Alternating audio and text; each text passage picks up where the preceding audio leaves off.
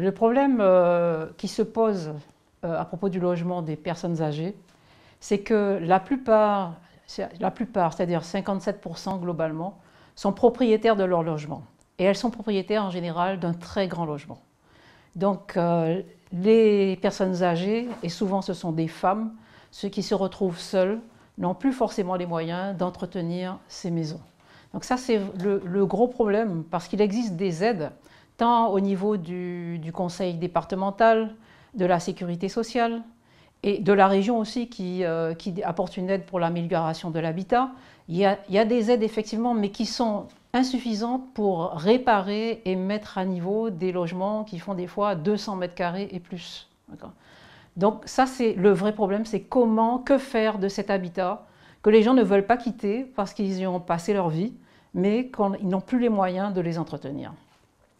Donc pour le moment, ce qui marche bien, ce sont les modèles qui sont entrepris par le département, la sécurité sociale et la région, c'est de financer, je dirais, le minimum qui permette à la personne âgée de rester chez elle. C'est-à-dire que ça va être l'adaptation du plan de la maison, l'entrée, comment rentrer, sortir de sa maison en fauteuil, comment accéder à la salle d'eau, comment cuisiner sans rester debout face à un plan de travail, etc. Voilà, donc c'est l'essentiel pour maintenir la personne à domicile. Le problème, c'est qu'avec la vie actuelle, ces gens sont souvent seuls dans cette maison. Donc il se pose aussi le problème de la nuit, le problème de la gestion des chutes, de l'isolement. Les personnes âgées dépriment très très facilement pour la moindre des choses qu'elles vont voir à la télévision. Je pense que dans le contexte actuel, les personnes âgées n'ont pas le moral parce qu'en fait il n'y a rien de gai à regarder ni à écouter. Voilà. Donc en fait cette solution, elle marche, elle a le mérite d'exister, mais socialement en tout cas, ce n'est pas suffisant. L'autre modèle qui existe, c'est l'EHPAD ou comment s'appelle l'établissement départemental. Bon, vous couperez. Hein. C'est l'EHPAD qui est une solution, mais pour des gens qui ont quand même des moyens.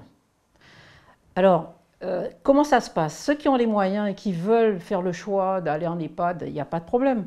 Mais là où ça devient critique et où ça pose beaucoup de problèmes, c'est le cas des gens qu'il faut mettre en EHPAD parce qu'ils sont trop isolés et qu'il faut les mettre dans un système sécurisé de soins, de surveillance, etc. Et quand le conseil départemental demande à la famille, bon, qu'est-ce qu'on fait?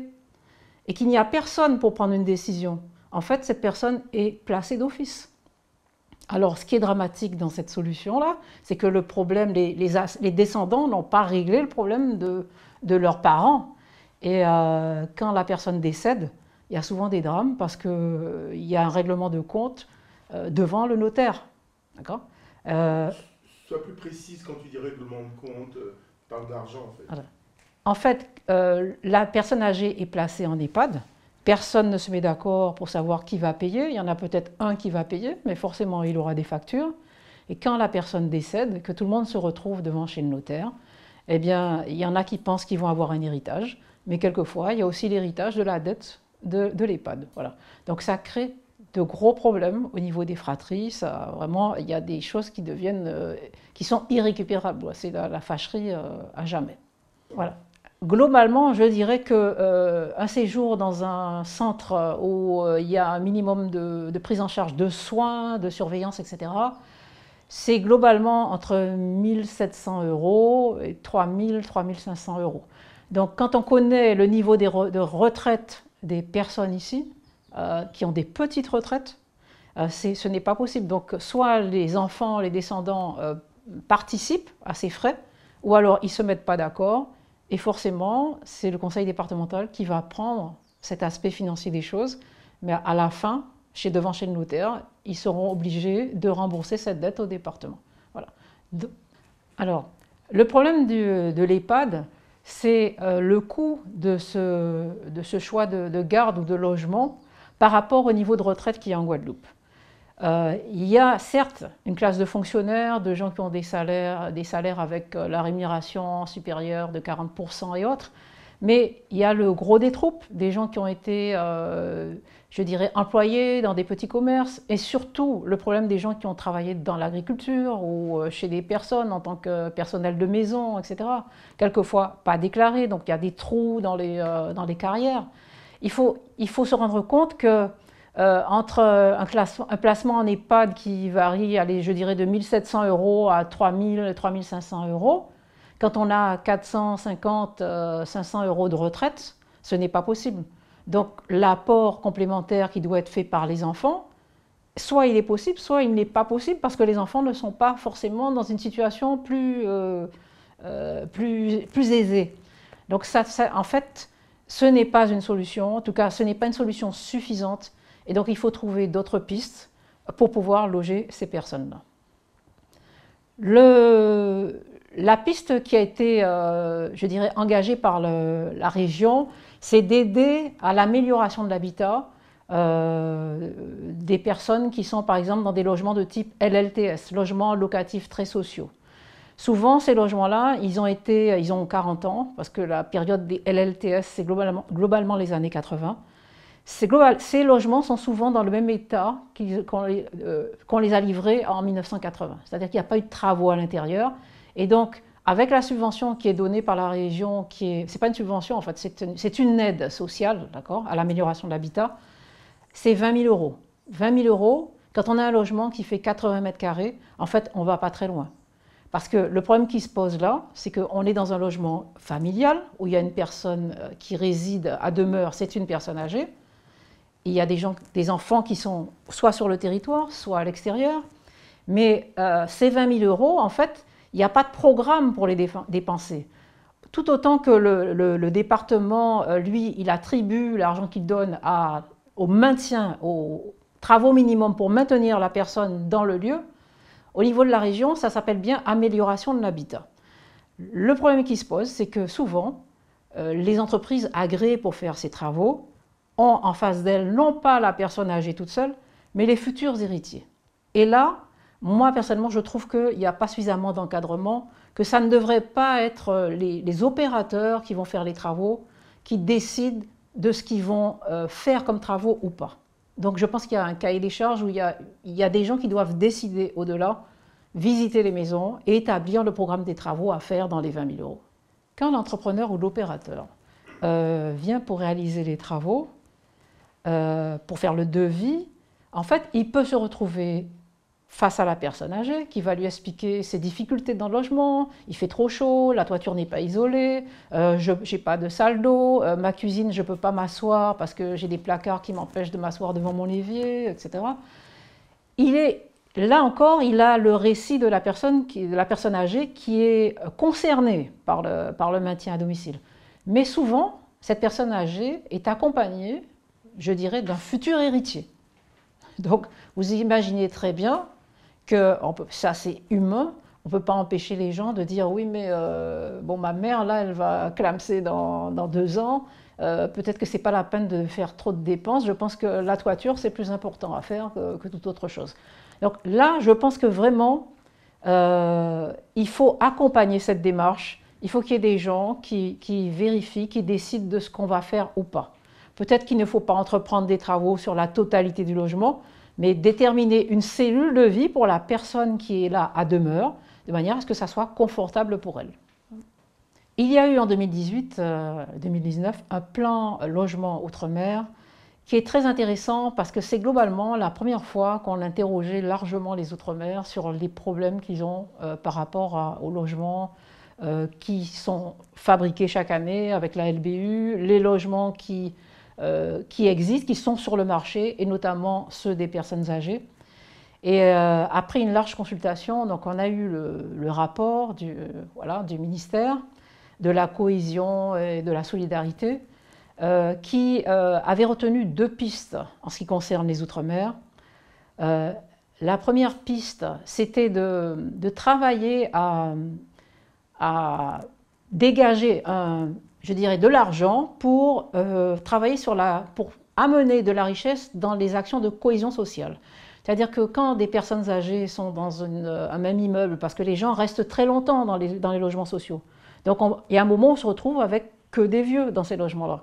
Donc il faut amener de l'argent, ou du moins payer quelqu'un pour assurer la cohésion sociale. C'est-à-dire faire sortir les gens, aller les visiter, leur dire est-ce que je peux faire vos courses, est-ce que l'assistante sociale est passée, est-ce que l'infirmière est passée, etc. Donc il faut accompagner ces gens qui sont chacun dans un logement individuel, qui sont à peu près dans la même tranche d'âge que des seniors, mais qui sont tout seuls, chacun dans leur logement.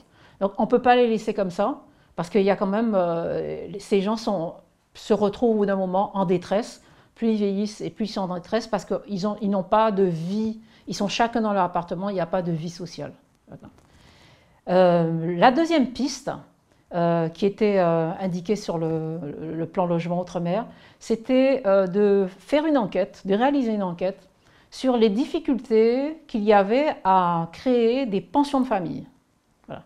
La pension de famille, c'est un très bon exemple, c'est certainement ce qu'il va falloir faire en Guadeloupe. Ça existe déjà, mais ce sont des privés qui organisent ça et qui se font rémunérer, mais c'est vrai que bon, ils ne gagnent pas très bien leur vie. Je dirais que on aime les personnes âgées ou on ne les aime pas. Je dirais que ceux qui font ça en Guadeloupe, c'est presque un sacerdoce pour eux. Ils aiment les personnes âgées, ils sont concernés par le problème et ils décident d'offrir leur maison et d'aménager leur maison pour accueillir d'autres personnes âgées.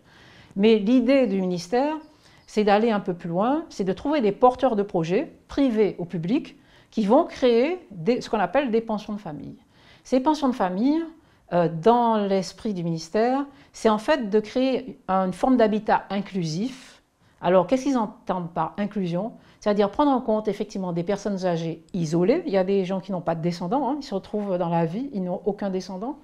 Des gens qui sortent de prison, des gens qui ont fait des séjours dans la rue, voilà, des gens handicapés, c'est-à-dire que tous les gens qui ont des difficultés parce qu'ils ont eu des drames, des accidents dans la vie, qui n'ont pas des retraites suffisantes, trouver le moyen de les mettre ensemble, peut-être entre personnes en difficulté, c'est ce qu'on appelle la pension de famille personnes âgées, mais aussi la pension, il y a un deuxième modèle qui est proposé, c'est de faire une pension de famille intergénérationnelle, c'est-à-dire que il n'y aura pas que des vieux, mais il y aura aussi des jeunes travailleurs, etc., qui peuvent faire des courses, qui peuvent réaliser des actions et des services pour les personnes âgées. Ça me paraît deux solutions très bien adaptées sur le territoire. Alors pourquoi l'enquête a été demandée? C'est qu'en fait, il n'y a pas de porteur de projet. Voilà. Il n'y a pas de porteur de projet. Or, ce sont des programmes qui sont financés. Autour de la table, il y a le département, il peut y avoir la sécurité sociale, il peut y avoir la région, les EPCI, c'est-à-dire les communautés de communes aussi peuvent donner des pistes, ne serait-ce que pour évaluer le nombre de personnes et quel type de personnes il faut loger en priorité, etc. Donc, c'est un très bon système, mais ça coince quelque part. Donc, on attend le résultat de l'enquête pour le savoir. Okay. Maintenant, pour moi, l'autre piste qui me paraît la plus équilibrée, c'est la colocation entre personnes âgées. Ça, c'est quelque chose qui est extraordinaire parce que, en fait, les gens ont l'impression de revivre une partie de leur vie. Quand on arrive à la retraite, on n'est plus rien, on n'est plus utile à rien. Donc, en fait, c'est le chemin vers une dépression. Si on n'est pas accompagné, si on ne vit pas en famille avec ses enfants, ses petits-enfants, etc., c'est le chemin vers la dépression, la maladie, etc. Le fait de vivre avec des gens qui ont le même problème, tous le même problème de mobilité, de fatigue, il y en a qui sont en forme le matin, d'autres qui sont en forme l'après-midi, d'autres qui sont en forme dans la nuit, enfin, c'est les problèmes des personnes âgées. Donc, le fait de recréer une communauté avec des gens qui ont les mêmes soucis, les mêmes problèmes, etc., ça devient une aventure humaine et ça leur redonne du peps pour continuer à vivre et à faire des choses, avoir ce qu'on appelle des projets de vie. Madame Elvire Durizo en parlait, c'est vrai, quelqu'un qui n'a plus de projet de vie, il se laisse glisser pour la moindre chose. Voilà. Donc pour moi, c'est vraiment la meilleure solution. Pourquoi? Parce que c'est partager un bien immobilier en location, hein. Je parlerai de l'achat tout à l'heure, mais partager, le plus simple, c'est de partager un grand bien immobilier en location, de l'aménager ensemble. Donc ça coûte, le loyer est partagé, donc ça coûte moins cher. On mange ensemble, donc on fait des courses ensemble, on achète en gros, ça coûte moins cher. Quand l'infirmière vient, elle ne vient pas que pour une personne, elle peut aussi jeter un coup d'œil sur, même si chacun a son infirmière, mais elle peut jeter un coup d'œil à quelqu'un qui s'est mal réveillé ou autre, et ainsi de suite. Quand le kiné vient, ben, il peut donner un conseil à quelqu'un d'autre. Voilà. Ils peuvent embaucher des gens pour nettoyer le bien immobilier, l'entretien courant, jardinier, femme de ménage, et partager les frais. Voilà, pour l'entretien du linge et tout ça, ça peut être aussi mis en commun. Mais ce qui est le plus solidarisant dans cette aventure, c'est que c'est une nouvelle tranche de vie qu'il commence. Voilà. C'est apprendre à, voilà, à cohabiter avec des personnes qui ont les mêmes soucis et reconstruire la dernière tranche de leur vie ensemble. Voilà. Complètement. Parce qu'en en fait, ils sont confrontés à l'autre, mais ils doivent vivre en société parce qu'ils ont des avantages. Ils ont des avantages matériels à tout niveau, au niveau de la sécurité, au niveau du soin, etc. Donc c'est tout bénéfice pour eux.